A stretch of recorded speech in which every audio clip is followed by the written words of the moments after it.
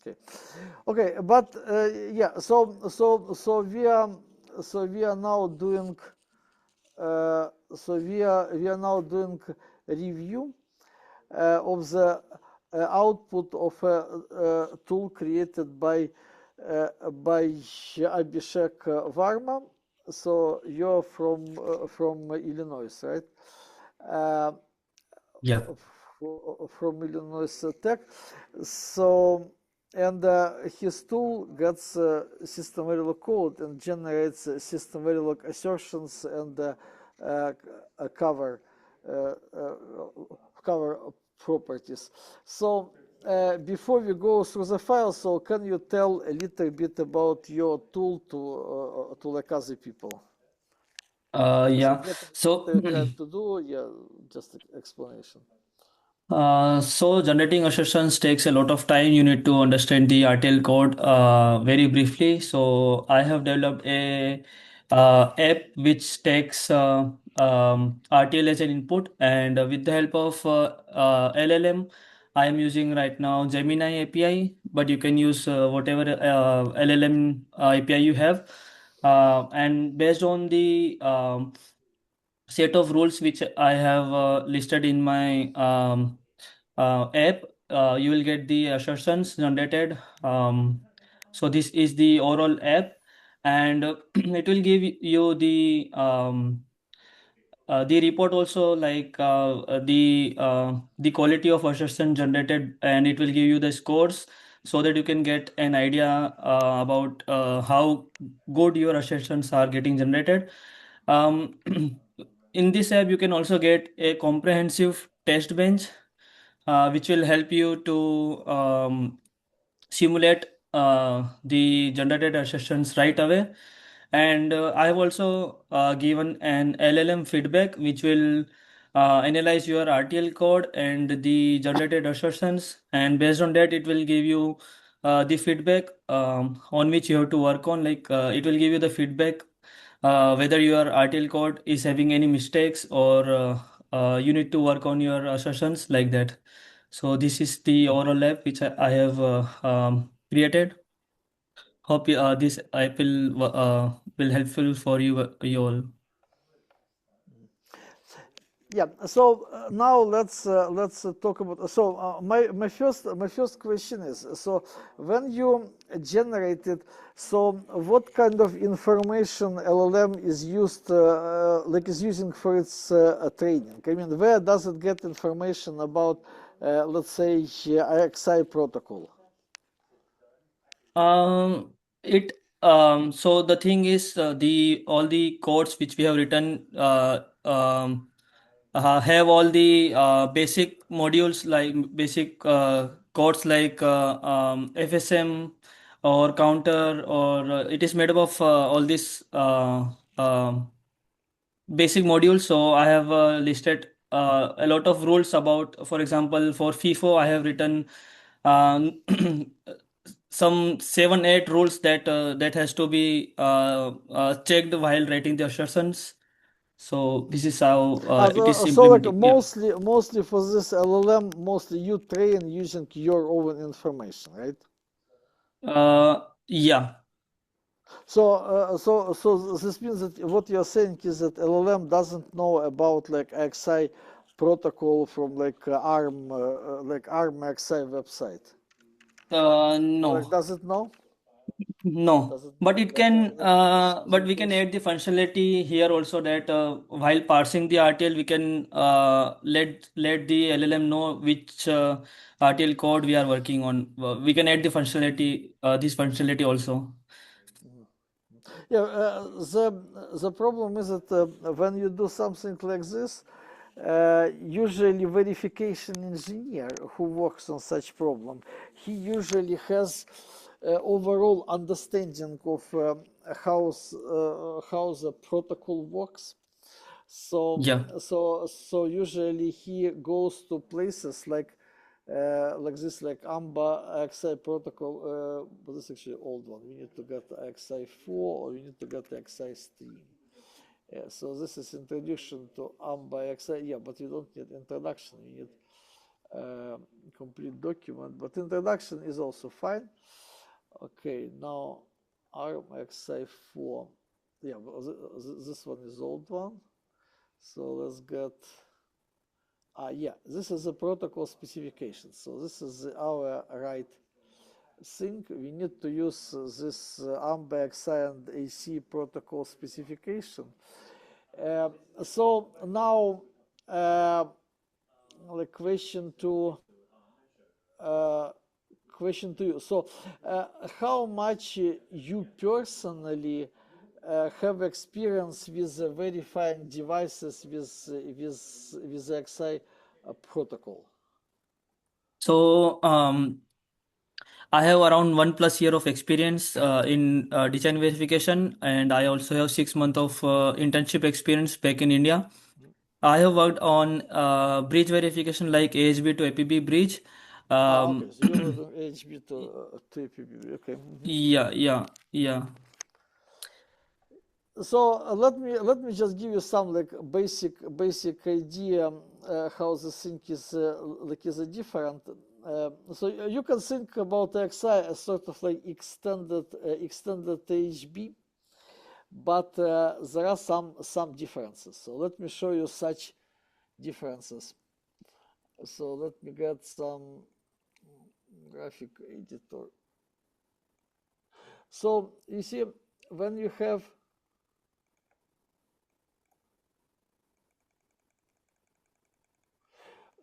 when you have like clock, right? So in HB you have some like address 1, then you have like data 1 here. So you have like address channel and you have data channel, and you can put at the same time transaction for like address of second transaction together with data from previous transaction, and then put like D2, then put like A3 and D3 and so on. So this is how like HB protocol works. So if you do like APB, in APB you cannot do this thing. In APB you have to wait until transaction finishes before putting address for the next transaction. And you also have a signal called the H-ready, and this signal just allow you to like accept next address transaction, and when H-ready is 0, then we don't proceed. So this is kind of basics of HB. So Yeah. now if you going AXI, so how different is AXI? So in AXI you like in HB you have address and data as a sort of one channel, but with like overlapping between address and data. But with AXI you have 5 channels, so you have like read address, write data, then read data and write response. So it's a B. And on each of these channels you have valid ready protocol, right? So you have like valid and ready. So and rules for valid is that you need to keep valid high until it will be like, actually I have this somewhere on my like among my files. 1 second, let me find it. I will just show you rules for valid ready and to like everybody else, because this is relevant for like assertions you generate. By the way, one of assertion you generate is actually my interview question. Like I will tell you why. 1 second.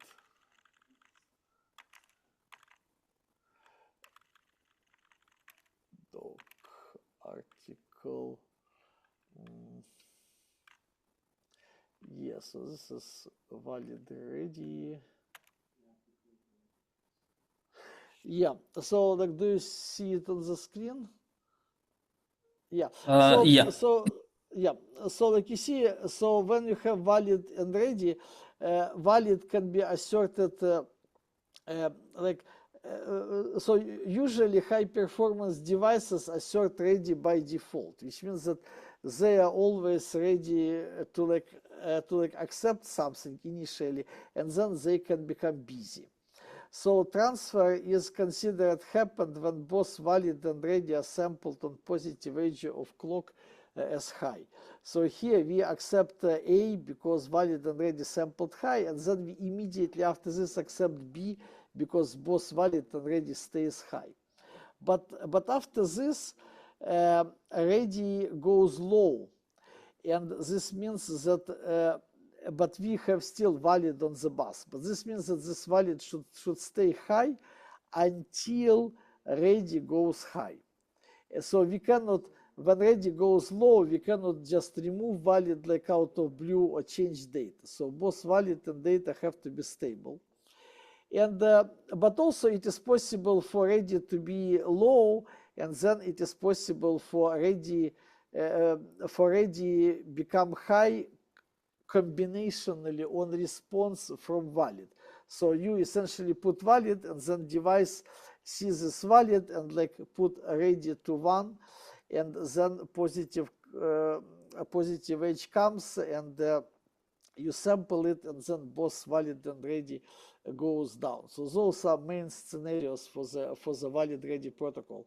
So with the AXI you have such handshake on every 4 channels, which is like read address, write address, read data, write data, and so on. One another thing what you have with the AXI and you don't have with APB and you don't have with HB, that with the AXI, so if this is clock, with the AXI it is possible to you, for example, set 3 write addresses, and then see 3 write data back to back much later on, because this is because the channel for write address and channel for write data are independent channels. So this is like one thing.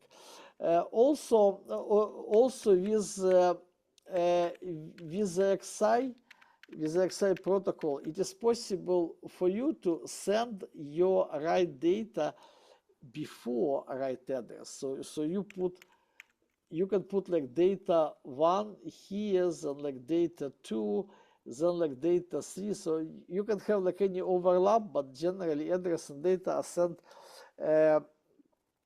like either before or after. However, generally order of writes should be the same. So order of data should be the same as order of write addresses. So which is like correct for write.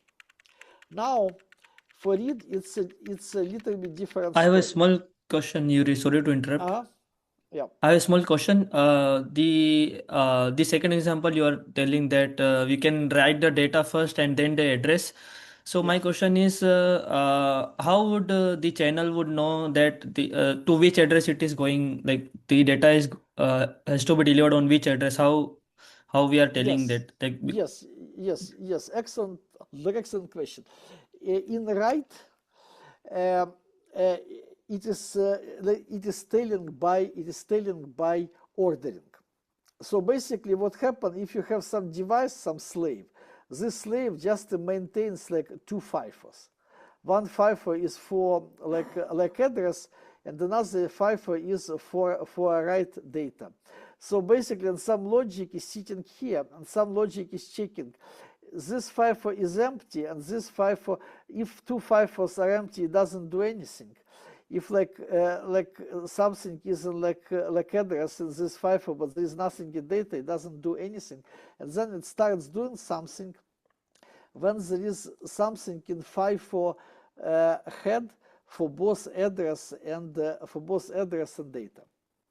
You see, in this okay, so case, yeah. it doesn't matter in which whether address came first or data came first, because in this FIFO you will have like address 1, address Yeah. 2, address 3, and no matter whether address and data come first to last, they will be properly paired together.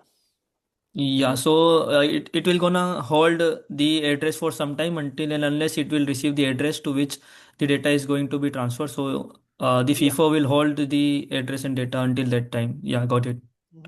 Yeah, yeah, okay. Yuri, Just a I second, had a just a second. question related to the same thing. So in APB and AHB, we didn't have valid and ready like this. AXI has it. So does this give us flexibility in terms of like between multiple vendor IPs that um, we can use AXI irrespective of how many hour clock cycles it takes for the data to arrive after an address has come, or the data can come before the address? Is this what your AXI helps us with?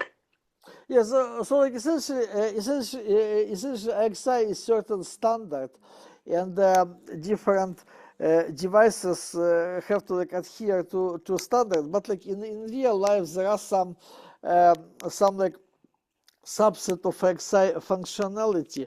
For example, it's possible to have master which never put data before address, and there are masters which even never put like always put address and data together for some simple like register based uh, protocols. So, but yeah, generally, like AXI, it's the way which allow to like intermix blocks from like different vendors and like different part of the company. So Okay, thank you. now another difference between HB uh, and the AXI is that transactions can have tags associated with them.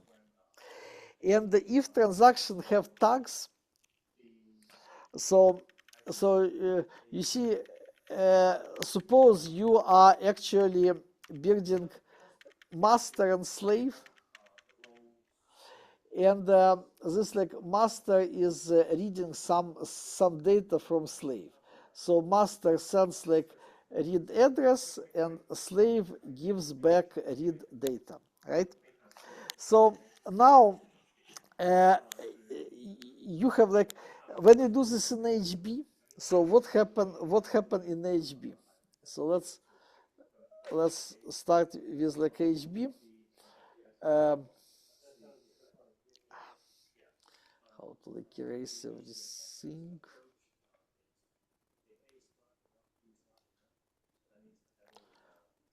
And just clean everything.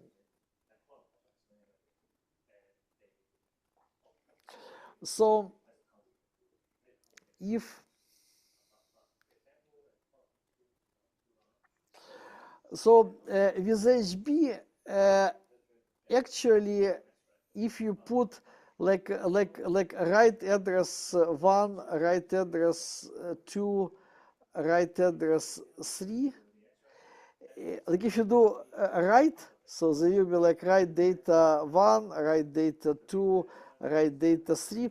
But in HB, if you do read, so if instead of write you're doing read, your read data will also come on the next clock cycle unless ready is de-asserted. So if like ready is high, then you will have something like this, like read 2, read 3, right?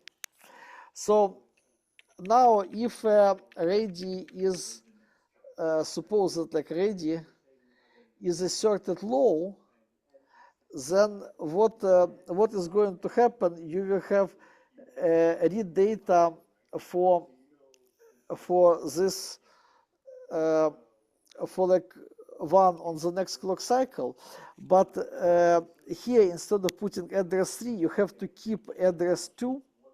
So you have to put address 2, address 2, address 2, and you have to keep it until ready goes high. And during this time, you also cannot get read data from the bus, and only here read data to appear. So this is how it works in HB. and in HB-Lite. In AXI, it works in a more complicated way. In AXI, like AXI has like two versions, with or without tags. So if you have in AXI version without tags, then like AXI behave same as write. So you put like a bunch of read address requests, and then you are getting like read data 1, read data 2, read data 3, right? However, like AXI has feature that in AXI you can attach to each transaction ID. So this ID number can be, let's say, like ID like 3, like 11, 0. And once you have this ID, in this case, read data may come back to you not in the same order you send it. So this means that you can first receive response for like address 2, so put read data 2, then get response to like address 1, then get like read data 1, and then get response to like address 3, and then get read data 3, right? So, and basically master keeps track of these responses by using ID. So if master sees the data come back with ID 11, and this means that this data come not from like A1, and if data came with ID 3, this came from A1, and if with ID like 0, this came from like A3. So master inside keeps kind of scoreboard and just marks which data with which ID is outstanding. So like this is usually used in like especially like superscalar CPU, when you may issue multiple instructions, and then you are waiting for several read data to come, and they may come in a different order. For example, one transaction was for some like memory-based input-output register, which took like 1,000 clock cycles, and another came just in like 5 clock cycles. So that's why such thing exists in AXI.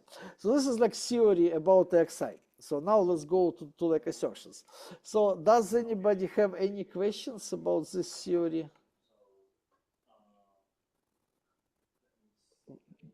So like Abhishek, so can you hear? Yes, Yuri. Yeah, okay. So now let's go to your assertions and see how they correspond with the theory. 1 second, with the files. Yeah. So so first of all, we are getting AXI transaction test bench. This is AXI slave TB. AXI slave TB. Okay, yeah. So like at some moment I created simplified verification IP, which is simplified because it doesn't handle bursts, it doesn't handle exclusive and locked transactions, and also it is written without using like UVM, just in plain like SystemVerilog, and it has like AXI master, which has signals for the like address read with a handshake valid ready and with ID. It has channel for address ready, sorry, for read address, like address read, address write data, read data, and be valid is the write response, right? So then in this master, I maintain some queues to keep track of transactions, and there are some like tasks to start to send transactions, and I move transactions between queues so that I don't violate protocol rules. Okay, and yeah, and here is some code for bus functional mother.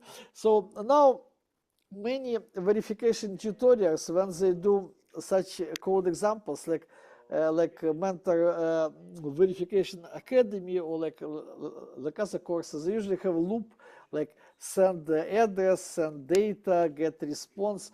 But because in AXI you may send data before addresses, or you may get responses in different order you send, such loop actually doesn't really work well. So we need to make test bench more fancy.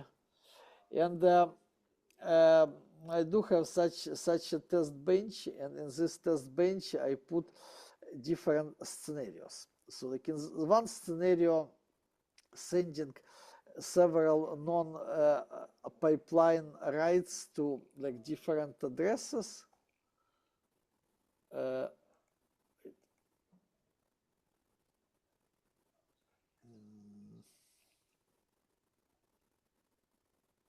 But let's first start from the transaction. So here, like I'm using like AXI transaction as a class, a SystemVerilog class, which has like opcode, which is read or write. Yeah. So which has, let me make it larger for better visibility. Okay. Yeah, so which has like opcode, which is read or write, which has address, which has data, which has ID. And then I also do like address delay to artificially create situations when I have address before data, data before address, and so on. Then I put SystemVerilog constraints. So I put a distribution of addresses in a way that there is a like 10% chance that addresses will be within 0 and 3. This is to handle the conflicts. Then I put 50% of transactions in addresses between 4 and 9, and put 10% in some like large addresses. Then I also put constraints for like number of IDs. And by the way, I saw at some moment one AI tool from some like I think like Berkeley startup or something. They put constraints which were definitely incorrect, because their like IDs were using like 16-bit or more like IDs, and this is usually not happening in real life. In real life, like in a CPU, because a CPU can handle just like several transactions outstanding, let's say like 16. You may have like 16 IDs, but not like 65,000. Also, this ID can be mapped to some location in a mesh of a lot of processor cores. Yeah. So then I put some constraints for delays between address and data, and that's it. So this is a simple transaction I use in this code.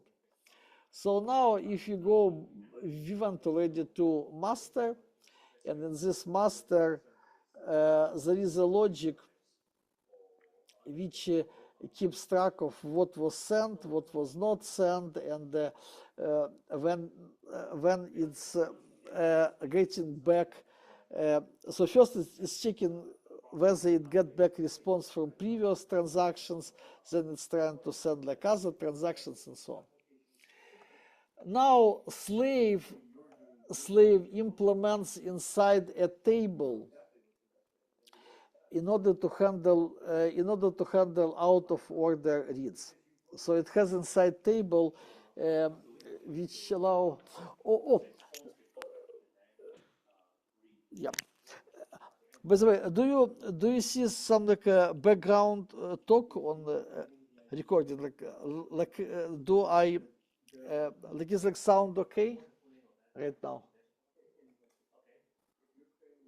Yes, yes, Abhishek. So Yes, yes, do you perfect. so you don't hear like any background noise, right? No, no, your voice is Okay, clear. this is good. Yeah. So you see, here is we like this like verification mother. Like in RTL, it's kind of different. We also use like associative array to handle like sparse memory, because this is like reference slave. We use reference slave in order to verify master. Okay. And then what we do is when we are getting like read address valid and ready, and if like location in this memory exists, then we put into queue for response. With this ID, we put to this queue response with the data from this simulated memory. And later on, we can actually generate response which with some like with some randomness. So it may respond to requests which come later with different ID, because it just randomly choose to respond before like another address. So this slave handles like out of order. And then there is a monitor, and this monitor has all inputs for the signal. And this monitor is actually exercise for the students to implement. So students need to implement here some like code and assertions that check for whether protocol is violated or not. So this is the whole code. So now let's go to like Abhishek's what his students think about it. So yeah, so let's start from like AXI transaction. So here you put AXI slave test bench. Clock, yeah, this clock period in nanosecond are using it anyway, because I don't think this is relevant. Is it relevant? This is kind of interesting. So clock.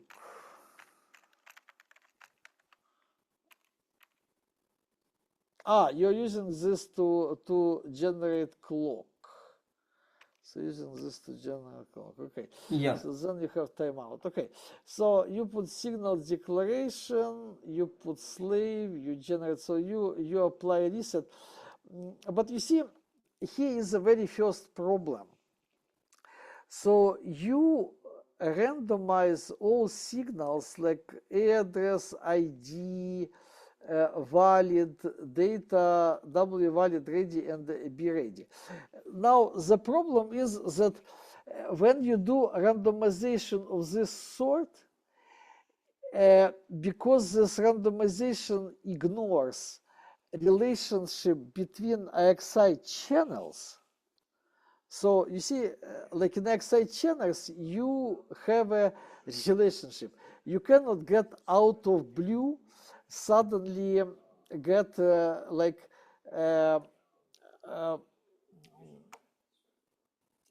one second. So you have Yeah, and yeah, understood, Yuri. yeah, Like everything has valid, to yeah. be in sequence. Like ready should be hide. There should be valid data. Like that you're saying, right? Ready actually can be completely random. So okay, no. So far we actually fine, because you see you can generate valid at any moment. You need to have a relationship between AW valid and W valid. I mean, it is perfectly fine to generate ready out of blue, because according to rules of like AXI protocol, your both master and slave should work in any pattern of ready. Ready can be always high, ready can be high by default and then can get low, ready can be low and then go high, they can be ready on and off, and both master and slave should like tolerate it. So it's perfectly fine to put R ready random and B ready random. However, it is not fine to put a W valid random with a W valid random because there is a signal, because there is a channel relations between them, that you need to have the same number of addresses as the number of data. You see? Now with like IR valid, yeah. So let's look more here. Yeah. So next thing is you have module inside module. I don't remember. Is it allowed by the current SystemVerilog standard? Because it was not allowed like in like SystemVerilog like 2005, 12, but maybe it is allowed. Now, what I notice that some LLMs do generate module inside module, but I don't think it's allowed by standard. So do you know like anything? Maybe it's put into SystemVerilog 2024 or something, but it was not like this before. So do you know Yeah, anything about it? I have also not seen like someone is using module inside the module, so I also don't know Yeah, about that. but I did see it because like like in a Microsoft, they in addition to Copilot have some like new tool, and like a person from there was working with me, and I did notice that either Copilot or that like another tool was creating module and send module, so I just had to fix it to simulate. Okay, so now yeah, so see it generate memory, but this is not associative array, but this is just fixed size array. So you have here depths, but your memory may actually consist of loose addresses. You can have like 64-bit addresses and with different addresses. So this should be associative array. So then you put here something for pending reads, pending writes. So LLM learns this already from somewhere. So you have pending reads, pending writes, which is like fine for the reference slave. And you track pending read transactions. Read completed for this ID. Okay, now let's go here. So first of all, property reset IR ready. So it is saying that if a reset after this IR ready is 1. This is actually not true, because if you look to like AXI protocol, and if you look into ready valid ready relationship,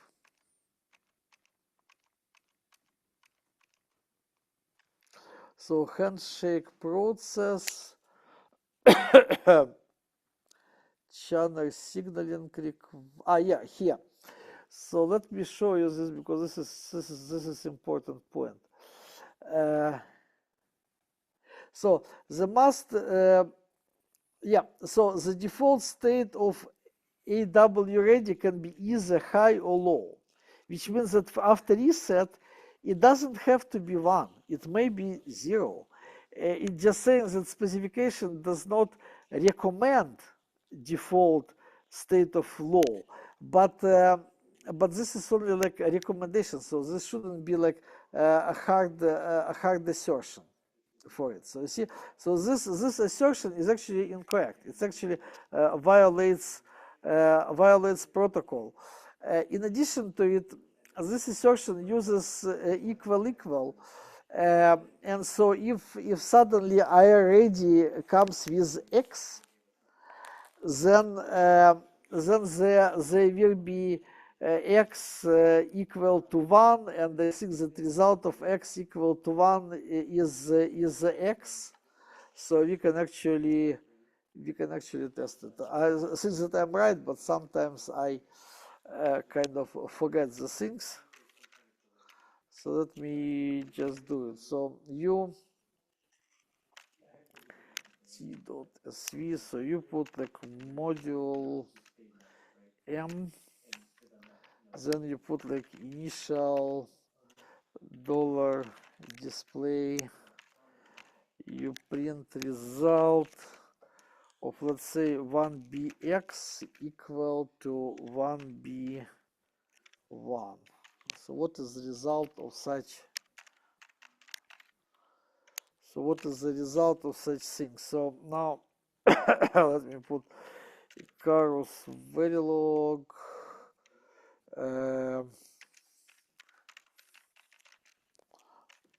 Let's run t.sv. Op. What?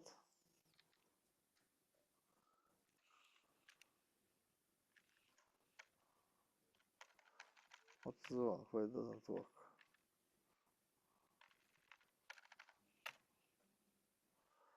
Root module. Oh, just a second.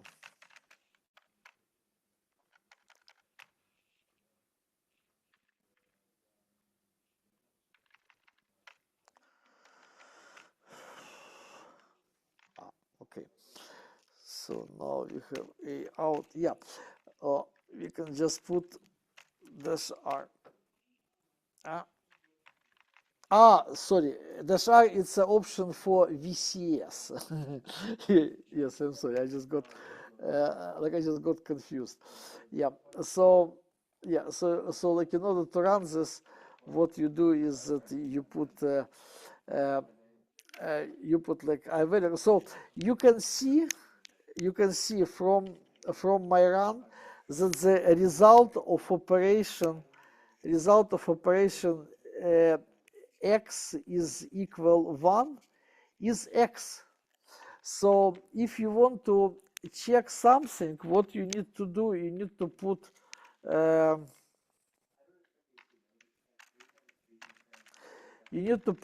bx equal 1. So this actually appear in many of your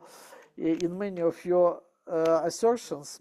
So you see this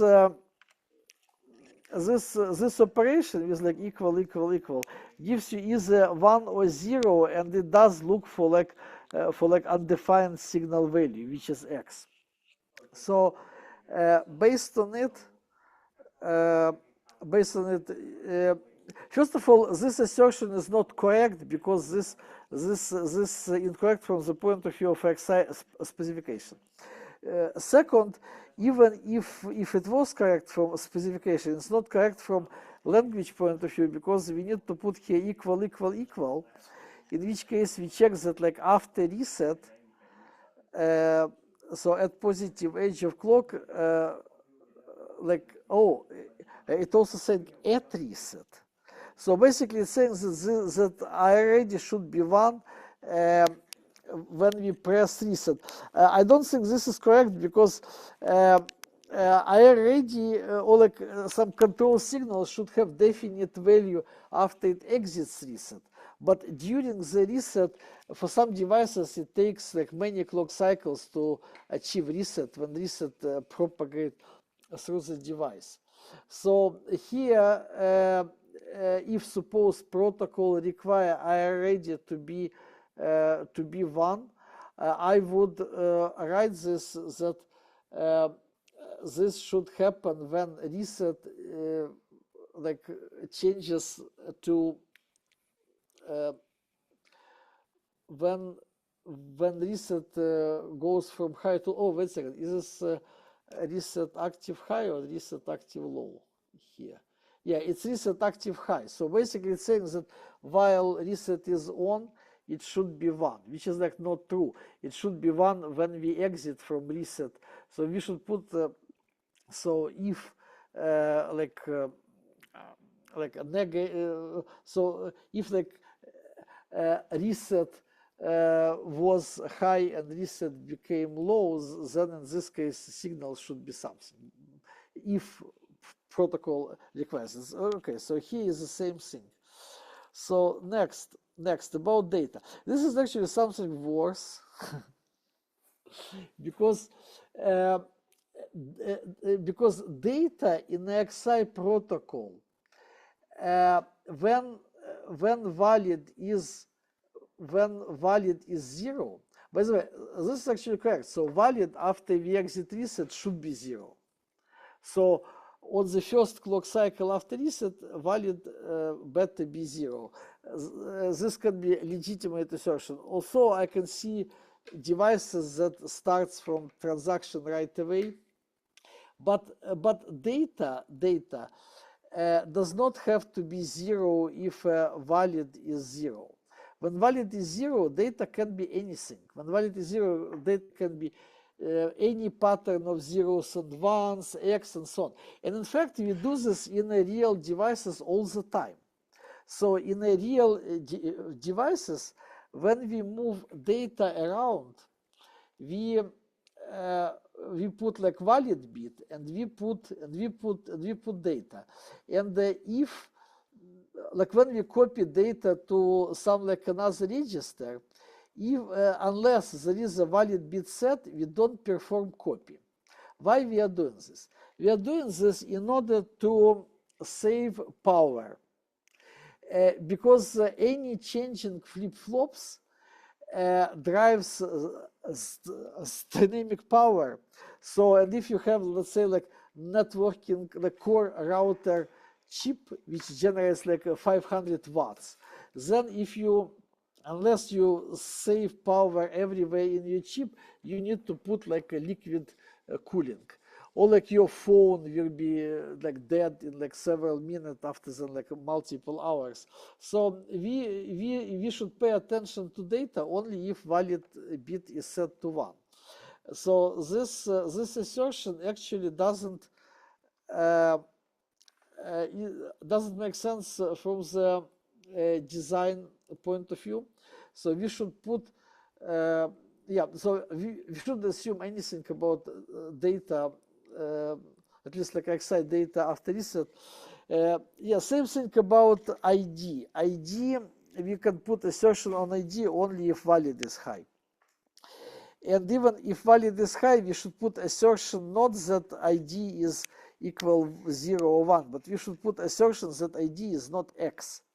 Because and like data is not X. If valid is 1, then data should not have access, and there is a SystemVerilog like a function, pseudo function, which tells whether data contains access. I forgot its name, but I think it's somewhere in my code. So let's see. So SystemVerilog check for X. So in SystemVerilog check for X, yeah, there is a thing called is unknown. So if you want to put assertion, we should put assertion that if valid is 1, then there is no is unknown. So we shouldn't have any like unknown bits unless we use masks. But if we use masks, we need to have another assertion, because in AXI protocol, another fancy thing about the AXI protocol is that you can have mask on the data. So you can have, let's say, like data which consists from 4 bytes, like 32-bit data which consists of 4 bytes, and you can put valid to this transaction SY, but you may also have 4-bit mask here telling which bytes of this data are valid. So if you use AXI protocol with this variant of AXI protocol, then your like assertion need to apply mask before checking whether you have unknown or not. Okay, so next. Okay, so B valid same thing, BID same thing. Okay, now next, This is correct that a valid signal must remain asserted until ready is asserted, and this is actually my very first question to any student who claims assertion in his resume. And actually, this is actually correct. By the this one is correct. So we need to, if there is a valid and not ready, then on next clock cycle there should be valid. This is correct. But the funny part is, if you Google this question, the first output from Google, at least some time ago, was used to be incorrect. And I was like using it heavily, it like immediately catches that a student is like trying to Google on the background. Now this may be not true. Okay, so now address is stable with valid. So you capture address and you capture ID, and then you have AR.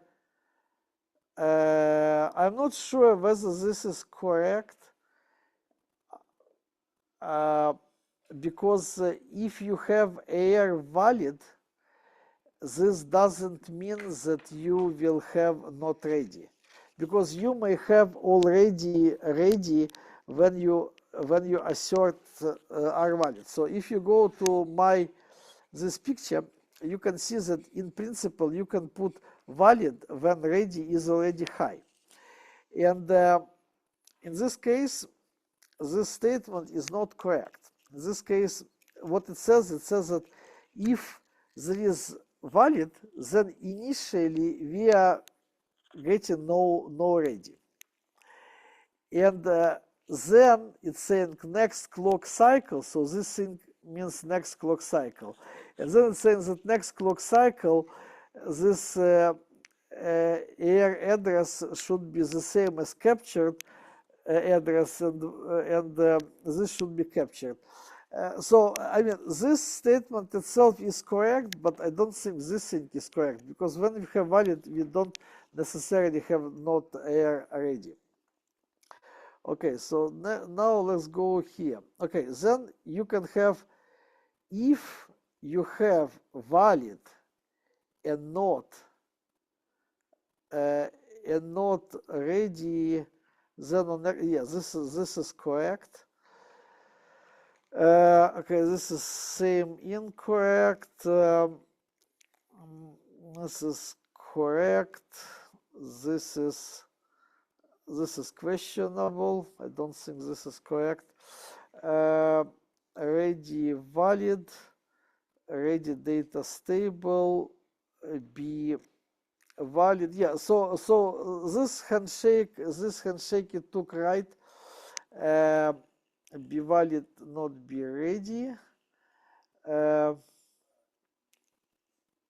Yeah. Okay. Now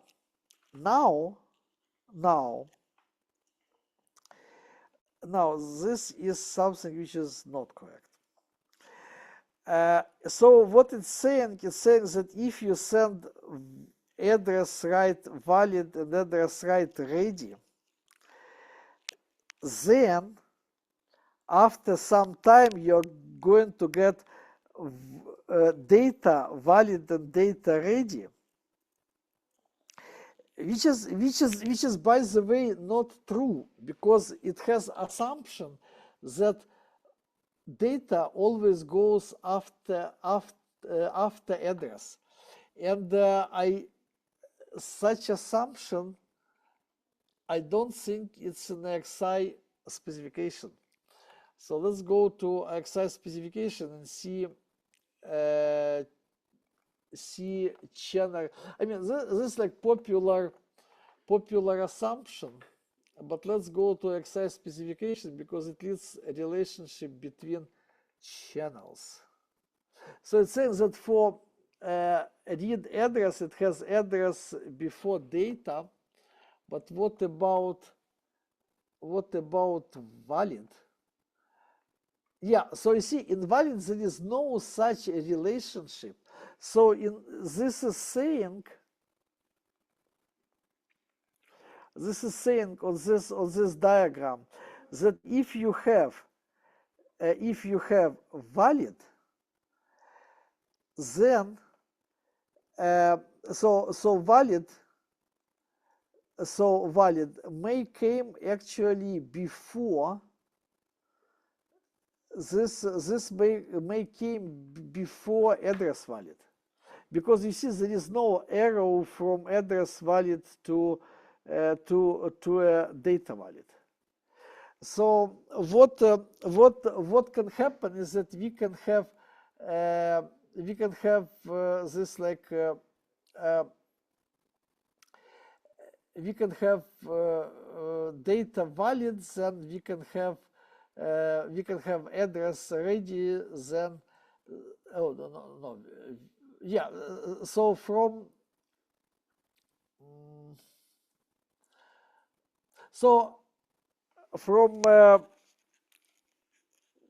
so here like what it's saying is that because there is no arrow between this and that, we can have data valid coming before address valid, you see, and we can have address valid coming before data valid. So I'm not sure whether this assertion is correct. Oh, but what it's saying that if you have address valid and address ready, then after this you have data valid and data ready. So let's go back to this diagram and see whether this is correct.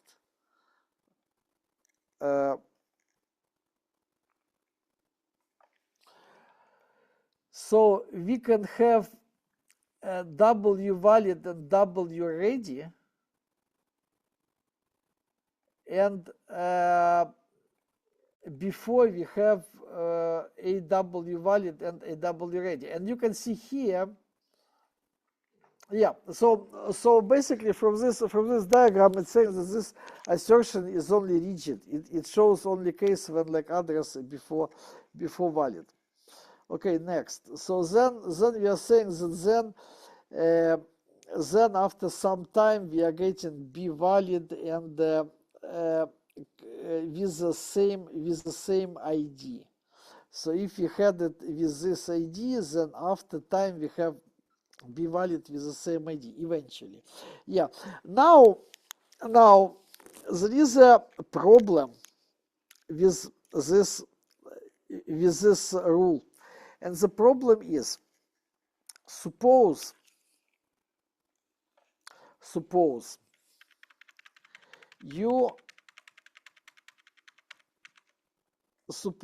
you put like address 1, so suppose you put a bunch of addresses with the same ID, which is, by the way, allowed in AXI protocol. So suppose like all of them have like ID 2, like ID 2, ID 2, ID 2, okay? Many of this ID. And suppose after this you are getting a right confirmation, so B response. And this B response also has ID 2. So for each assertion, simulator starts a finite state machine. So for each assertion, like simulator just waits that like it checks this condition is true, this condition is true. Let's wait until this condition. The problem is that that with this situation, all 3 assertions will be satisfied with one response. So there is no more response coming after that. This assertion will be just fine. So this assertion will just assume that this B came out of blue and this one response was responding to 3 different right addresses. So this is a problem. Now this thing here is actually worse, because this thing here is saying that once you have read with this ID, then eventually you get Yeah, the thing is the same thing. That like if you have three outstanding requests without response, which is by the way not correct. Wait. So in XI protocol, suppose if you don't have ID, or if ID is, I think if ID is the same according to the spec, data goes in the same order. Data goes in the same order as addresses. So let's go back to the spec and check it. So is it possible to have multiple read response with the same ID? Read response with the same ID. Let's put out of order. Out of.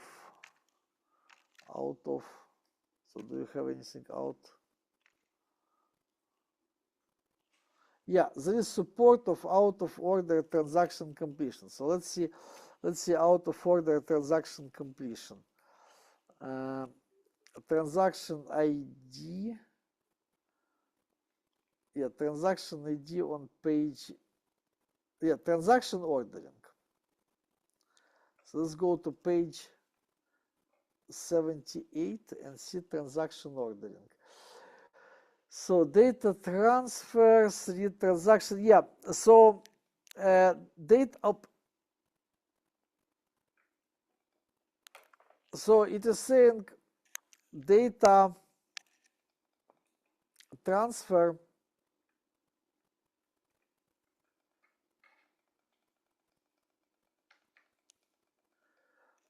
wait. So basically read data with the same ID go into same order. So it is allowed.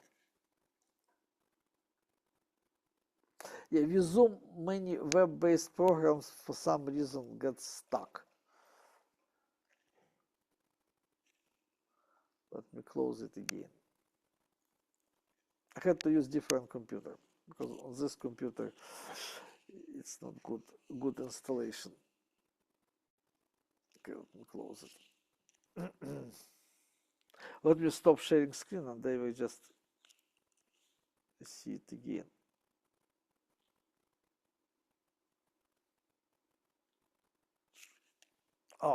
So without screen sharing, let me just find it and I will screen share it again.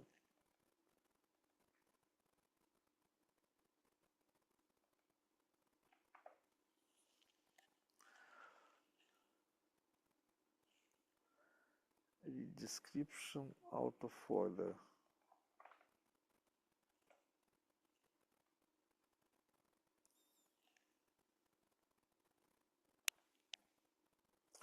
I need to close this window.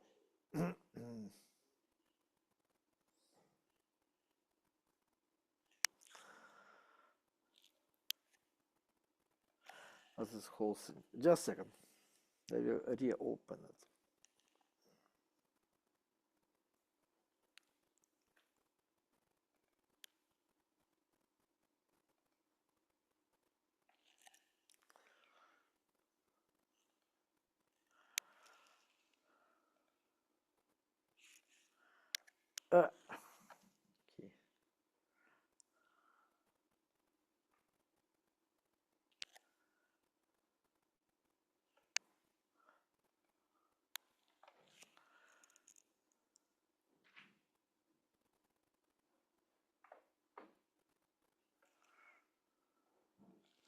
Okay. Got frozen. Okay.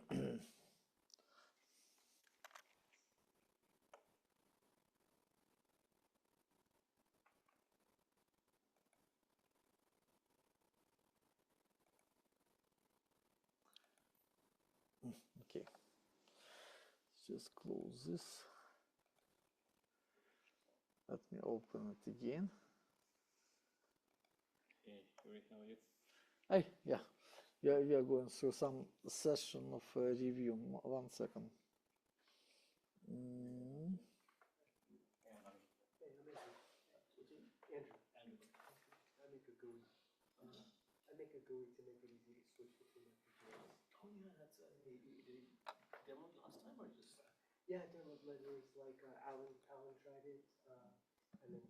Okay, okay.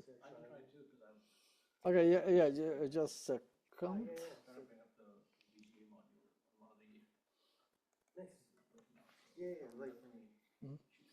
Okay, yes, yes, Abhishek. So can you hear me now? Well, Yeah, but I can't see your screen right now.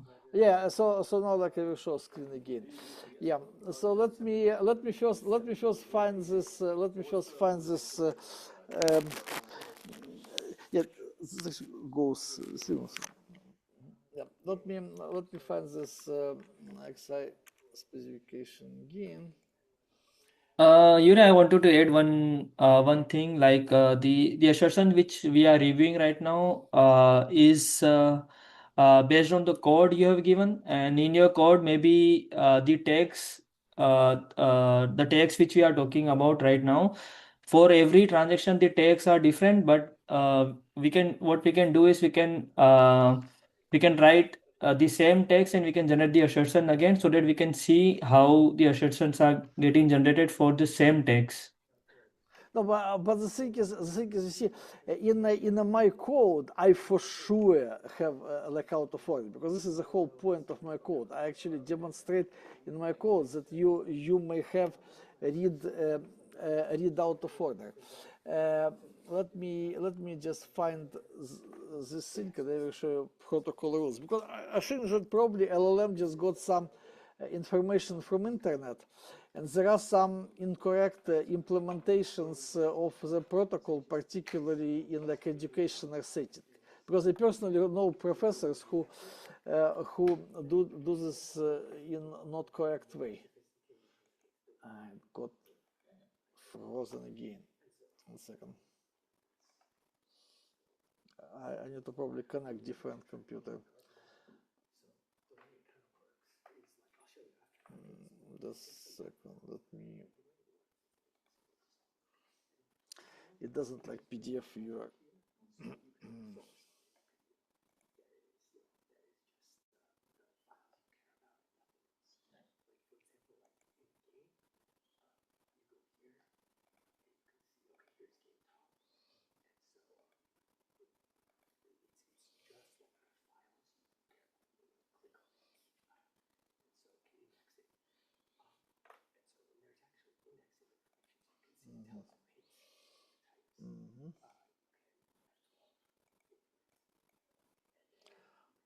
Okay, well, 1 second. I will connect it again.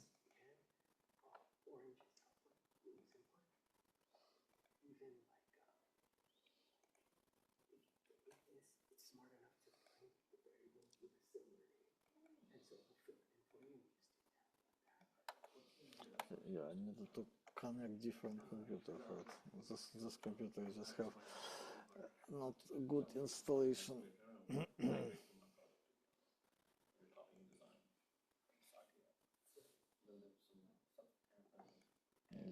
just give me 4 minutes. Here, terminate this. And no.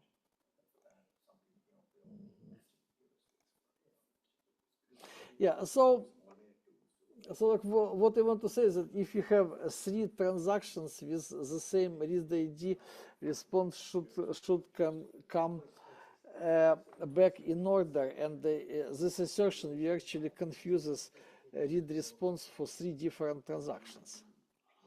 So which means that it will not catch correct error. So next, okay, let me share it again.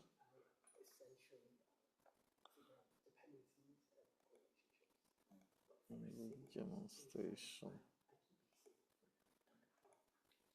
Yeah. Okay. So next thing, read data not observed after AR transfer or ID mismatch. First of all, there will be, yeah, it is possible to have ID mismatch, but as I said, there might be one there might be one response to multiple addresses which violate this. Okay, next thing. Must match real address ID, read data, must match read address ID. Okay, now, so write data must follow. Yeah, I think this is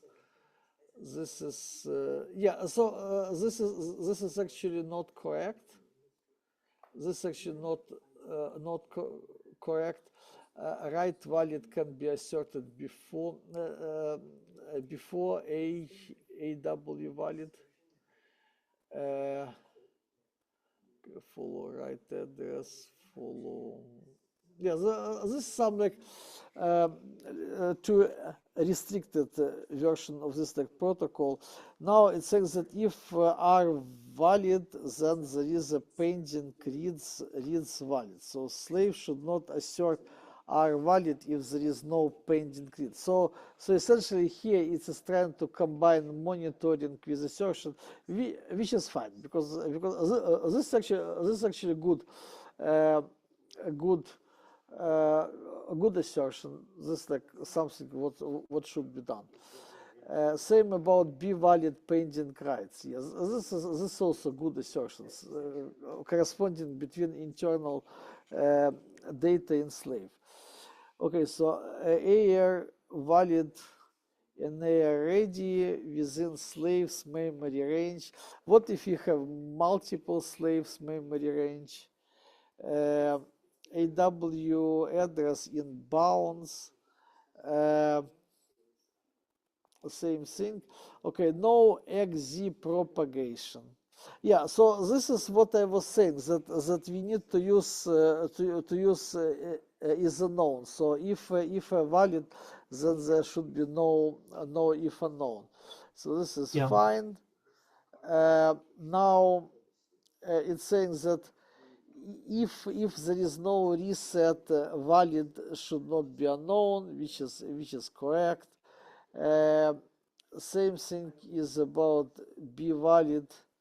There should be not unknown in BID. Yeah, so this is actually correct. So AR ready should have no is unknown. AR ready, yes, AR ready after reset should not be unknown. Yeah, so this assertion with unknown is fine. Not is unknown. Okay, now slave must eventually respond if master hold valid. So slave should eventually give a ready on the same or another clock cycle. Valid v ready eventually asserts. Slave should not assert valid if ready is low and was what?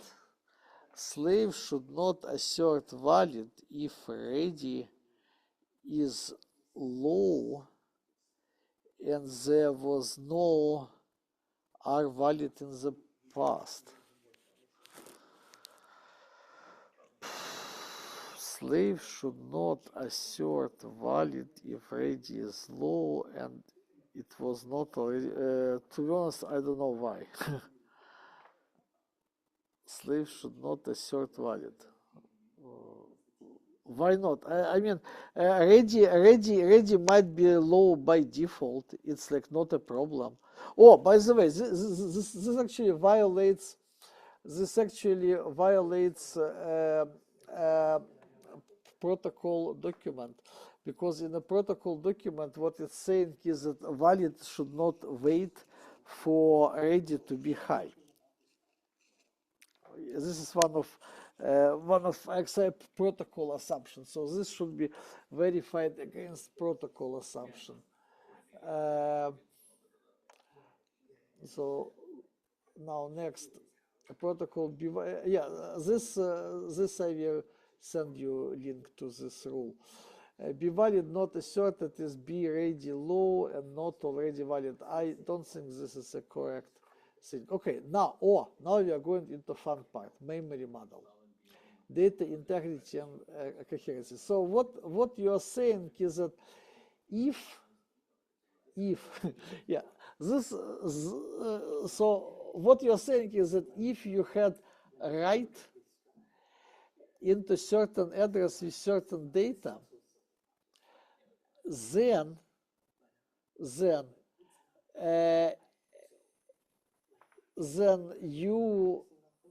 on next clock cycle you are going to have read valid and read data, and read valid and read data, and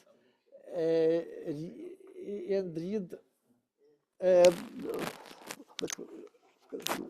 because it's like difficult to communicate. Yeah. So basically this implication here is not correct. So what it's saying that that if we have right address and write data on one clock cycle, then on next clock cycle we are going to have a read request, and after number of clock cycles, then next cycle we are going to have a read request, and after number of clock cycles we are going to have a read request, and once we read it, the data will match captured data. I don't know whether it's correct because, for example, we may have multiple write in here.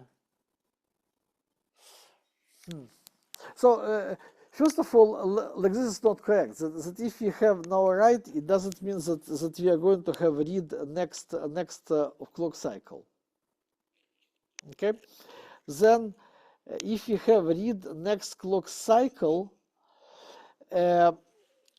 we actually during this time we may have another write which is going to change value in this address. You see, so we may have another write, maybe even write with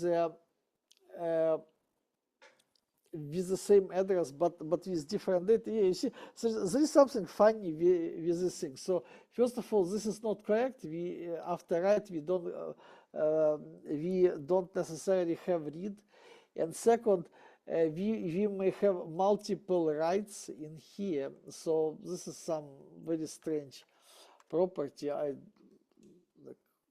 don't understand even what's this property. So data read from the slave must match data previously written. But what is previously?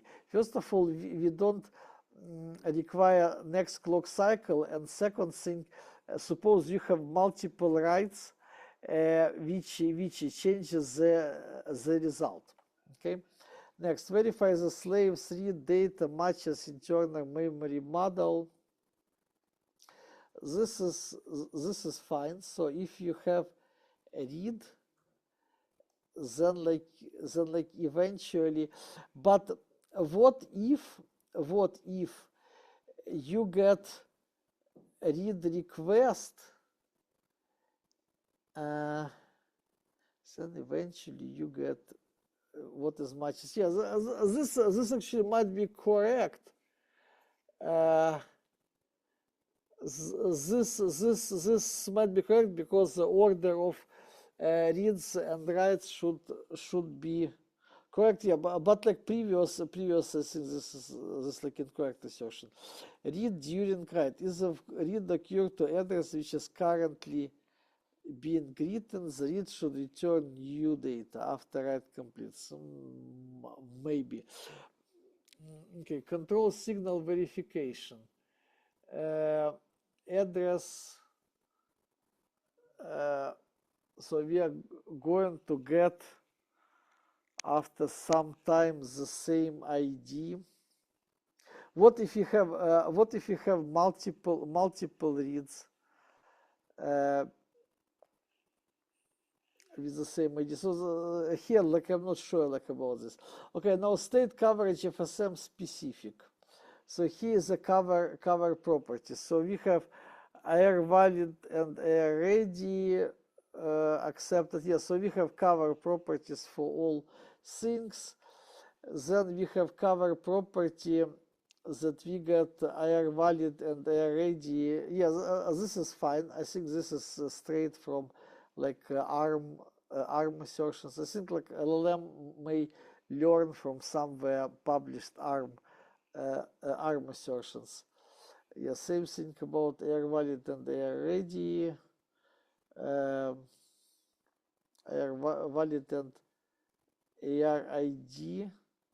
So you had accepted with highest possible ID, with lowest channel ready asserted immediately after. Okay, and then AR channel. By the way, this is not edge cases, because this just said that sometime during simulation we had AR valid and AR ready, but this is not asserted immediately. Maybe AR ready was maybe like AR valid was waiting, and then like eventually it was acknowledged by AR ready. So this is actually not correct statement. And if you write test plan, this is not how this assertion should look like. This assertion should look like that there was no AR valid, and then AR valid appear, and it was immediately AR ready. So this means immediately. Then ready asserted immediately. Yes, this is incorrect. Ready asserted with a delay. So here we have a delay. Here we have a delay with 1 clock cycle, but not with like, we also need coverage for like 2 clock cycles, 3 clock cycles for different cases. Write data accepted with multiple value, okay. Read valid, read ready. So we were writing to all places of slave memory range. I'm not sure it's really necessary for the testing, but okay. Write to highest address, lowest address, premature deassertion. This is fine, but I think but this is coverage. Why do we need to have coverage for the error properties? This is a protocol violation. This is master side, so it's saying that we need to cover scenario when master violated protocol, so slave should respond to it somehow. I don't think this is necessary, because we have already this assertion, and it's not necessary to put it as a cover property. Deassertion, read data with ID, with ID 0, and potential violation if ID 0 is for writes only. But this is some specific version, maybe non-standard version of the protocol. Write response with non-zero ID. This is kind of arbitrary rule. It probably got it from some specific design, but this was certainly in the code which I provided. So like it just got this information from somewhere else. Then read transaction with minimum 1 clock cycle latency. It's fine for some slaves. With minimum 1 cycle latency, delayed by the master. Read data provided but ready was delayed by the master. Okay, this might be useful in verification. Delayed by master, cover property. and concurrent read and write to different addresses. It's fine. Concurrent read and write address handshake to the same address. Okay. Yeah, this is actually fine property. We do need to check same and different address. Read data with specific ID. Cover property. Yeah, now test sequence, so we repeat and then we randomize. Yeah, this like randomization is not like very useful. Yes, anyway, so I think that for master they should be similar. Let's see. Let's see, kind of other. Yeah, so then you have this text with a feedback file.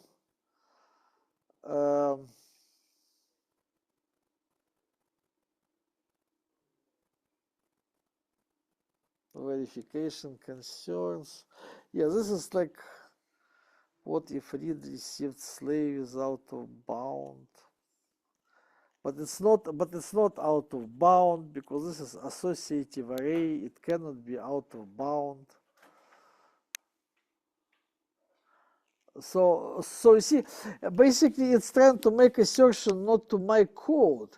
In my code, this never can be out of bound because I'm using associative array with a sparse memory. It's just getting this from somebody else's design. It's found on internet, you see.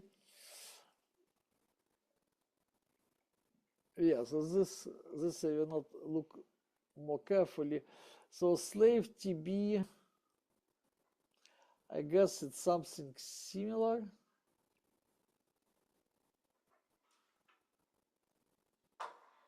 You see, this is also incorrect thing. So basically, it's saying that if are valid, then data should not be all equal access. But what if most of bits of data are like access, but only one bit is like 0 or 1? In this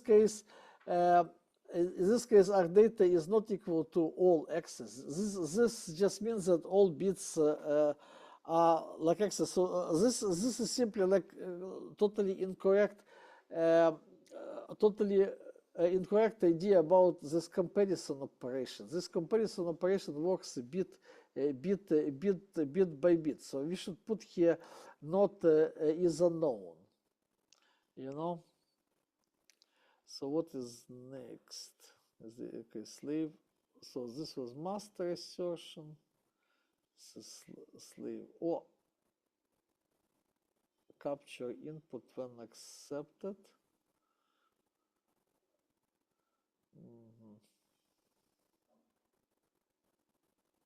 Opa. Read response channel handshake. Yeah, R valid is equal to past R valid. So if are valid and not ready, then the next clock cycle are valid. This is kind of inefficient way of saying that in next clock cycle are valid is true. So you can just remove all this thing and just simply put are valid. Yeah, you see, so here if you're putting that if are valid and are ready, then on next clock cycle, this is simply not true. Nope. This is not true.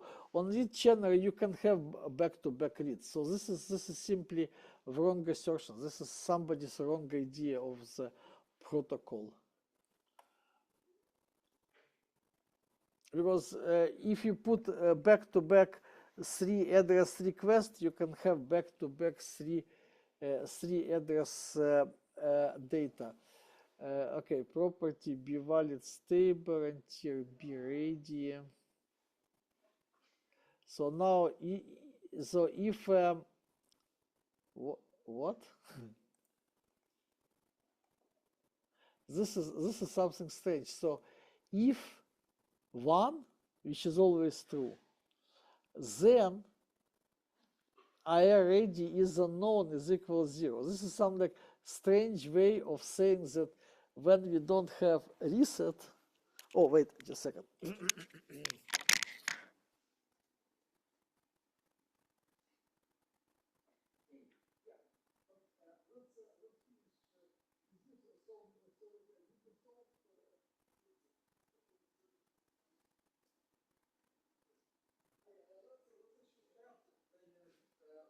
Look at what you wrote.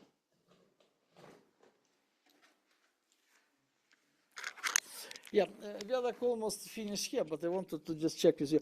Yeah, so I need to like interrupt. Just I'm doing some review for some tool which generates AI assertions.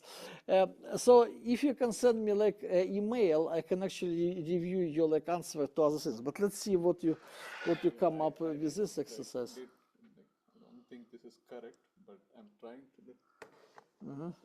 I didn't add like. So, but does it passes through the test bench? No. It doesn't pass. Okay. In this case, what I recommend you to do, let me give you my business card.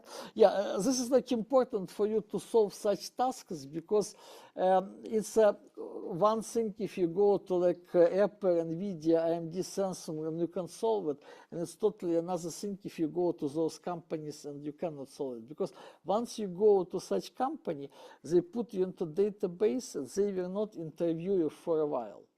You know, so basically, if you go to all of them and you will not solve like interview tasks, then you simply lose chance for you there for like I don't know for how long, but for like a couple of years, probably for sure.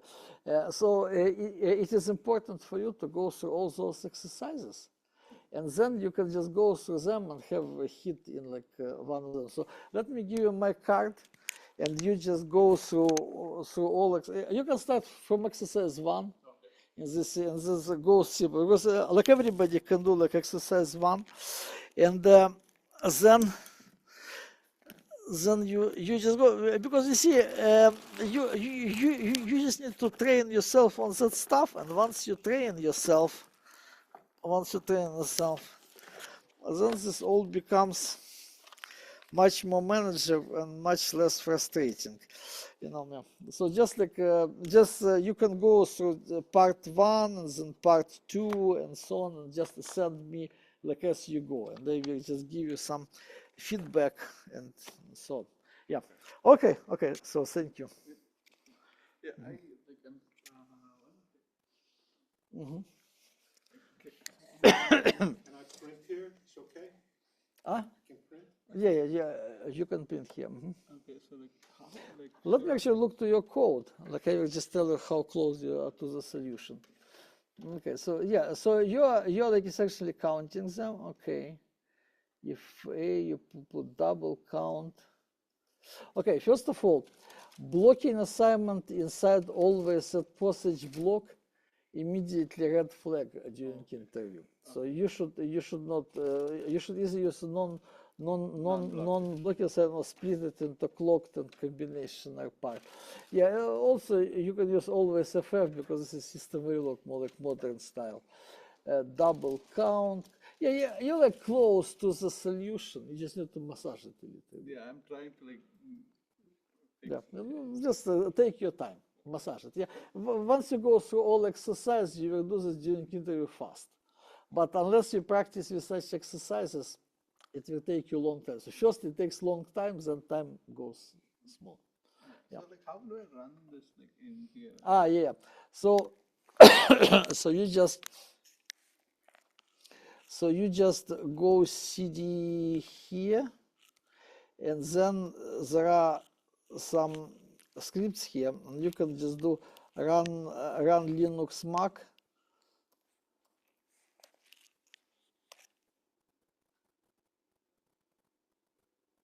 Yeah, so say fail. Okay. Yeah. So once you get pass, in this case, send me Okay. email. Yeah. Okay, thank you. Okay. So see you. Yeah. Okay. So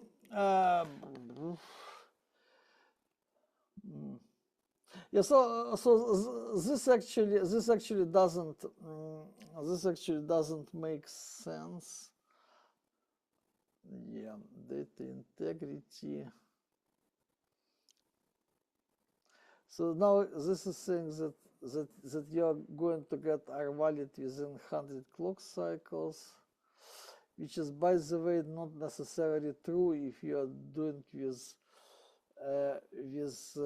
IO, but which is fine property to use as a cover property. State coverage, handshake cover property, and not be valid. So you have these Zoom meetings every Sunday? Yeah. Okay. But not next 3 Sundays, because I'm like flying. Actually, I'm flying to the trip to India, where I will be for the next 3 weekends. Okay. Yeah. So yeah. Okay. Okay. So. Okay. So now, what about transaction assertion? Yeah. So here is something similar. Yeah, AXI slave assertions. Okay, so I got sort of idea. So like Abhishek, yeah. Can you hear? Well, so. Yes, Yuri. Some of those assertions are actually useful, but you see, in some of these assertions, kind of AI is just trying to use restriction, put certain people on their specific design somewhere, and this is like available somewhere like in the internet, and some of these assertions don't make sense, like a comparison with all bit access using comparison equal. And some of those assertions also don't make sense because you're like exiting, when you exit reset, data doesn't have to be 0, you know. This is simply like incorrect assertion. Yeah. This like nice kind of research, whether it can be useful for people who are like didn't use assertions before and who want to get idea what kind of assertions are possible for like learning mechanism. For like production quality is a ratio of a correct assertion versus incorrect is a quite like number of like incorrect assertions is a quite high, you know. So yeah, but what do you want to do with this research eventually? So just wanted to improve this app as much as possible so that it can be useful for the engineers, hardware engineers, verification engineers. Yeah, but you see, like AXI example which I gave you, it's not very good test because there are tons of information about AXI on the web. So in principle, LLM can simply like collect information from the web and like guess what kind of assertion should be there. So the more interesting example, what I would ask if you can do, but this example also require you to solve a kind of problem. So a more interesting example, and I will send it to you. I highly recommend to do like a exercise. I highly recommend to do like a exercise to solve this exercise called SystemVerilog challenge for AI. So let me just show it to you. And there is a challenge number 1 and challenge number 2. So I will just put it into Telegram. Okay. So what is important about this thing? Yeah, so this is challenge for AI number 1 and challenge for AI number 2.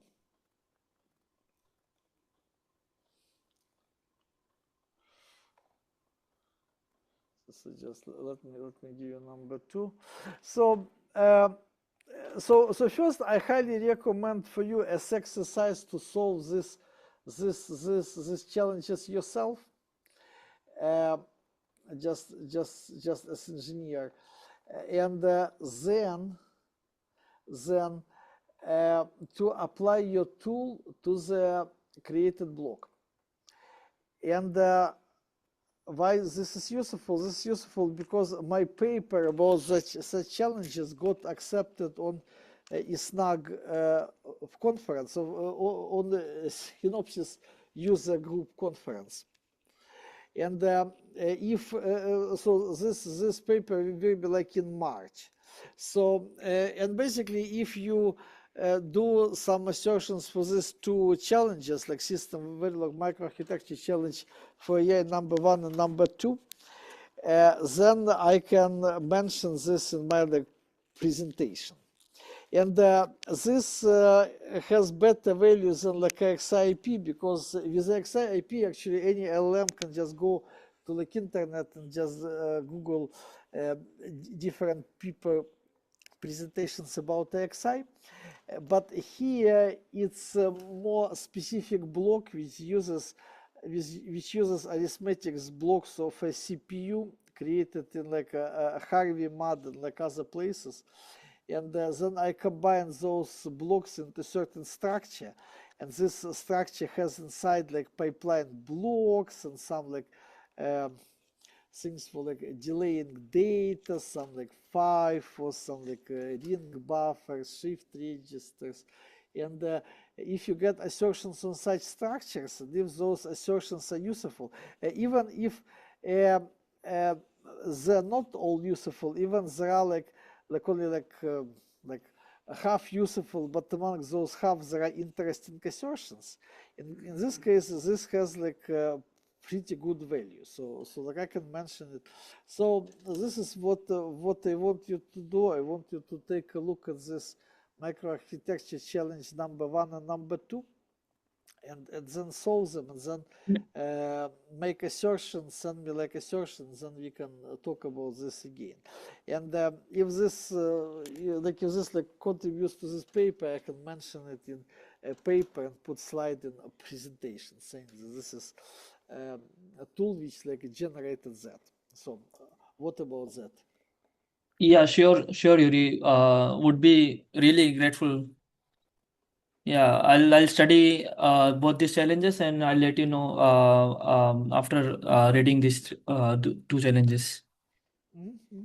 Okay, fine. So I think this is fine, and I will create recording, and I will put so you can like re-listen it if you want to. It was kind of long and boring, but I think it's like useful.